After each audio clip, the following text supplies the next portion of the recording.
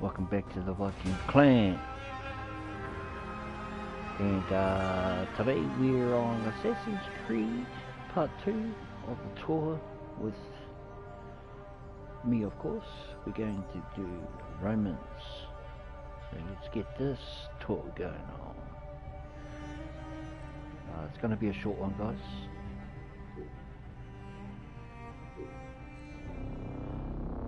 I think this one's got five of them, 5 areas.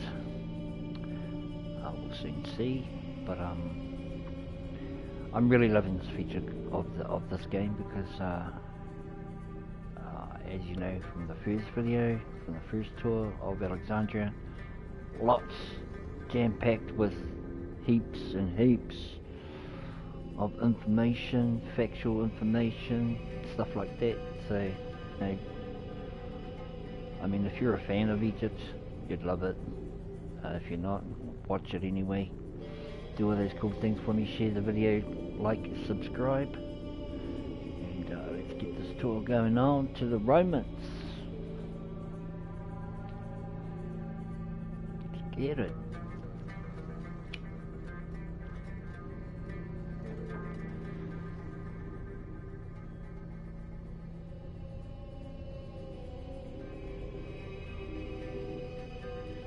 Come on now, come on.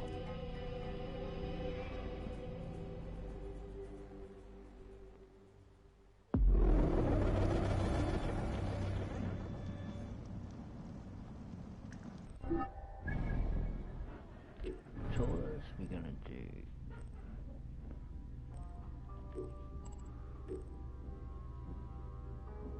Romans.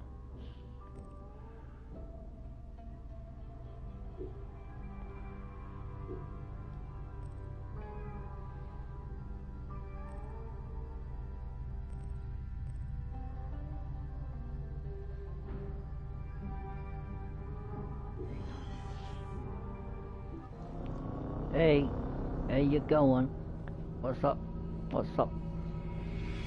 I'll just do this quick stream and I'll get back to you. Stick around.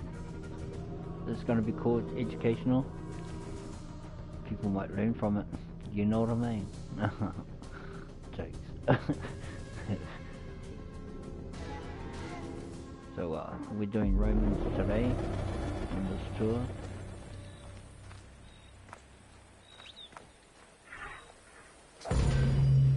Welcome to Crucifixion. Haha.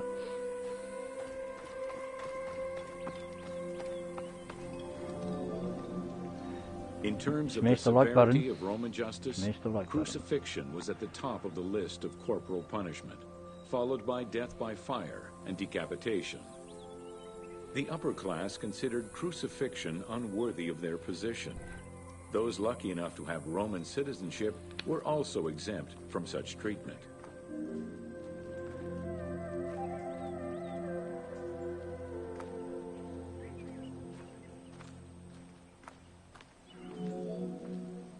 Easily accessible, crucifixions were popular entertainment among the citizenry. Unlike throwing victims to wild animals, which required an arena, crucifixions did not require any particular setting.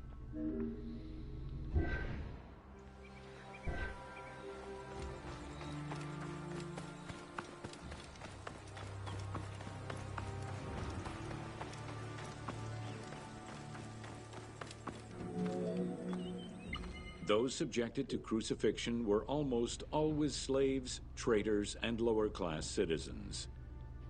Roman deserters were crucified because the betrayal of the soldiers was perceived as endangering the lives of Roman citizens.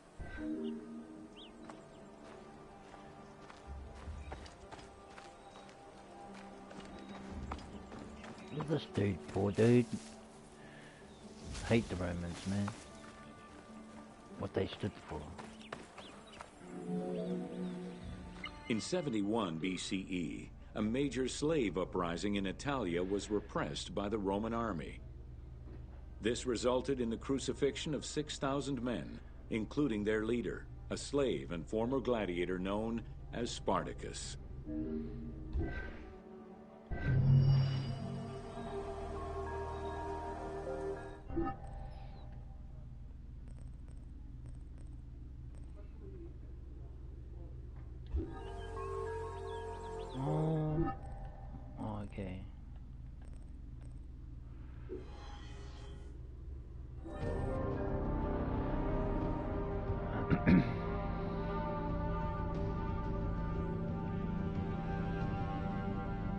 Yep.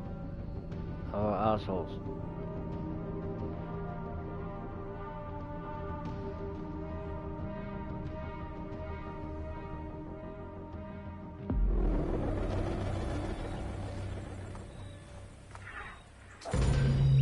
Welcome to the forts of Cyrenaica.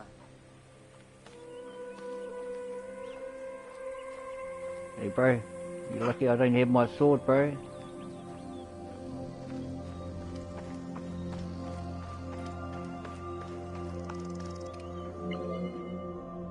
Cyrenaica was a Libyan region under Roman control, gifted to Rome by one of Cleopatra's ancestors. The remains and foundations of ancient fortifications were discovered in the 19th century in the southwest of Cyrenaica, as well as a Roman garrison dating back to the 1st century CE. Evidence shows that these forts were of Libyan origin, rebuilt and modified by Roman engineers when Cyrenaica was part of the empire. Oh, yeah. Cool.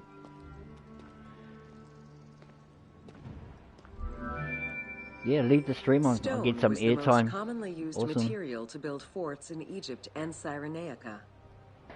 Though no real proof of a fortress similar to the one before you has been uncovered in that region, the team chose to add it as a worthy and awe-inspiring end-of-game challenge for the player.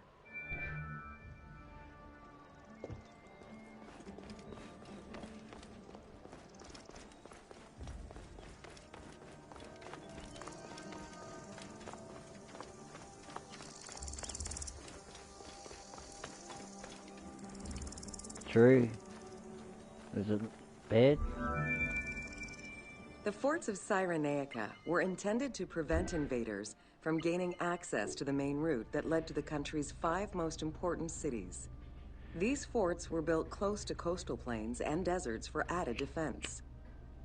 3 of these cities were recreated by the team: Balagrae, Apollonia, and Cyrene. Had it existed, the fort before you would have protected the road leading to Balagrae.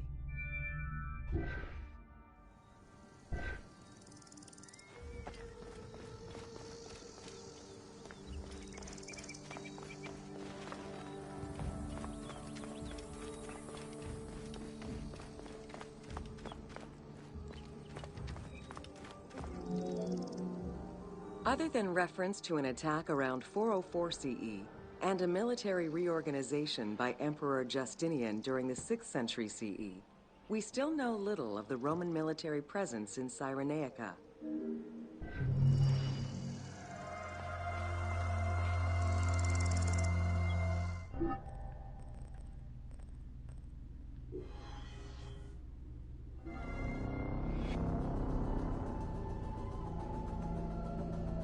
Okay, cool.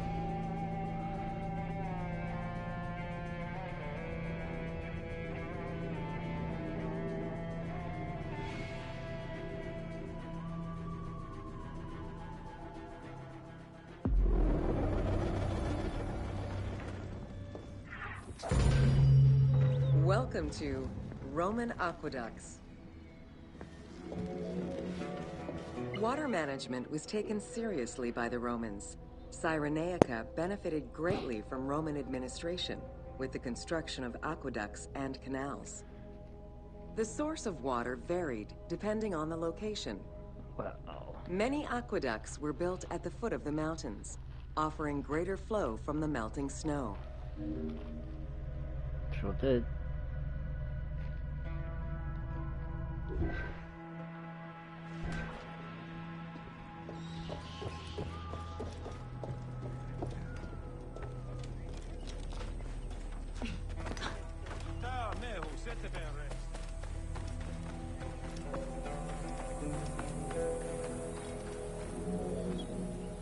The ability to transport water over a greater distance increased agricultural production. Some aqueducts were reported to be over 7 kilometers in length. Where the Greeks of Libya originally focused mainly on olive trees and figs, which required less water, the advent of Roman aqueducts allowed for a far greater crop diversity. Every farm's water use was carefully scheduled. Well.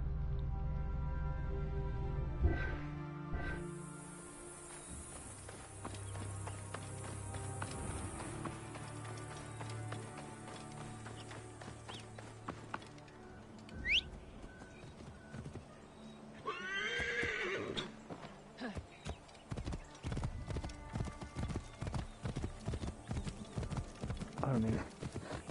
Whoa. The engineering methods used to create aqueducts were constantly reviewed, with a clear focus on exploiting the local environment. Materials, water usage, cleaning regulations, and a deep understanding of how to exploit gravity itself were all important concerns. Several fortresses were built to protect the aqueducts, basins, and cisterns.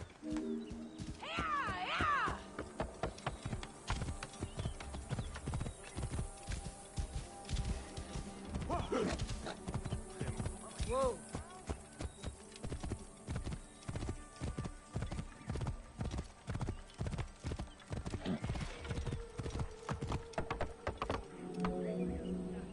Additional water was collected with wells and cisterns, but aqueducts were the main supply of fresh water. The water was distributed based on the collective needs of the city before the private needs of an individual. Far out, look at that. Whoa. Almost all aqueducts ended in a fountain where the water circulated to clean the streets and supply bathhouses and latrines, thus improving the cleanliness of Cyrenaica's cities.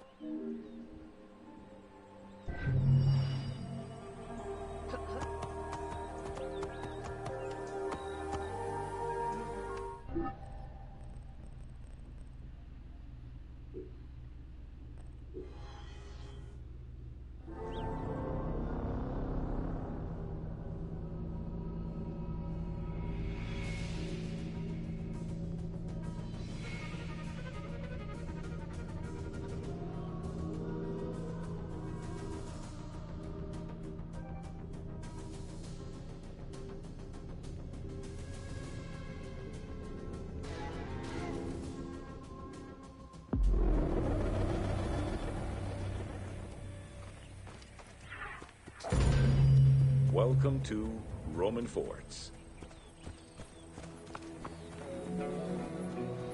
The size of a Roman military camp, known as a castrum, varied significantly depending on how many soldiers it needed to accommodate.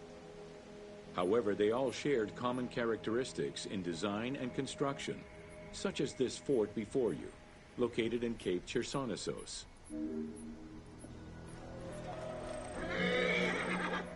Rectangular in shape, the forts were heavily fortified by ramparts and a ditch system.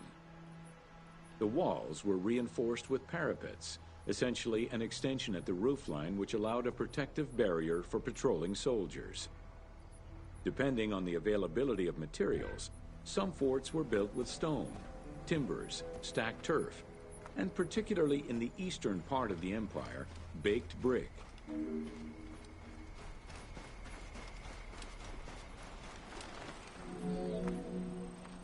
Access doors on all four sides were each flanked by guard towers.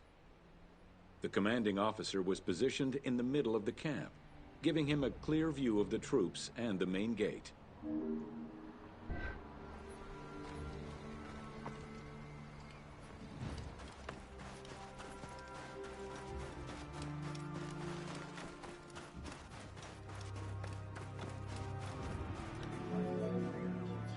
Along with sleeping barracks for the soldiers, the fort also had a granary that was expected to hold rations for a year or longer. To ensure the health of the soldiers, every camp was equipped with medical staff and a hospital. A clean water supply with conduits for a bathhouse and latrines was included in the construction of every fort.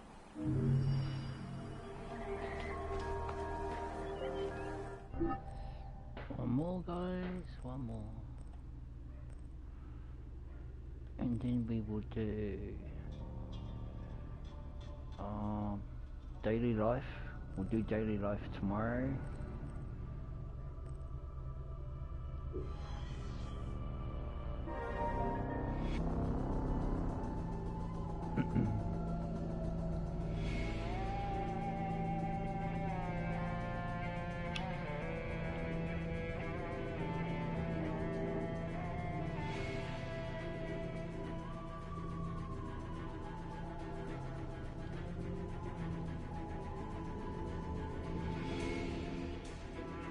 Oh, yo, I have one, sister. Sweet. I have one. Nice. Welcome to Roman military Smash that like, sis. Sweet.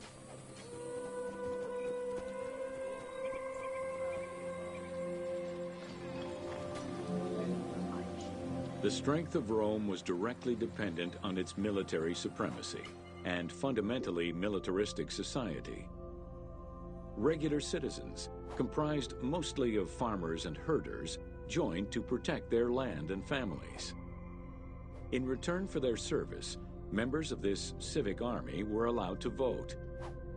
Trained to be highly disciplined and obedient to superior officers, citizen soldiers developed a deep sense of loyalty to their city.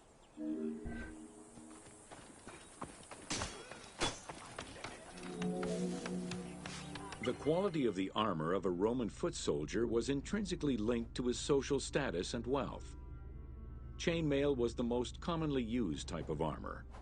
Scale armor, made famous in today's media, came into use after Caesar's time. Foot soldiers carried large and oblong shields, while the cavalry used smaller ones of Greek origin. Soldiers were expected to carry their own kit, including the tools required for the construction of forts and tents.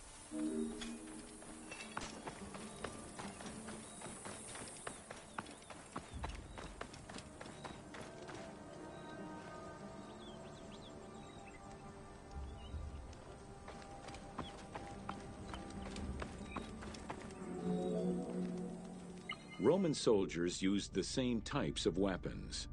The stomach and face were the most targeted parts of the body. As such, a legionary was equipped with two close combat weapons, a dagger and a short sword, known as a gladius. One of the most ingenious Roman weapons was the javelin. Its pyramid-shaped tip pierced the body, while its iron shank was designed to break upon impact, stopping the enemy from throwing it back.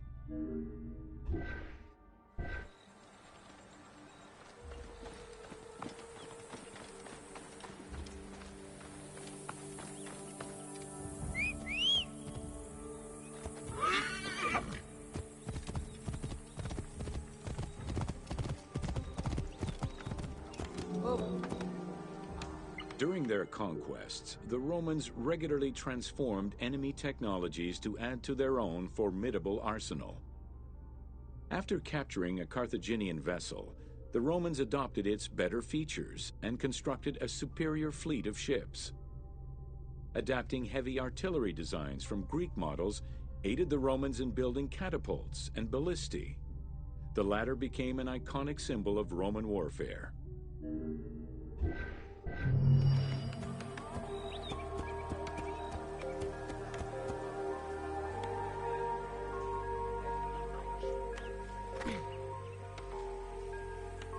Good boy.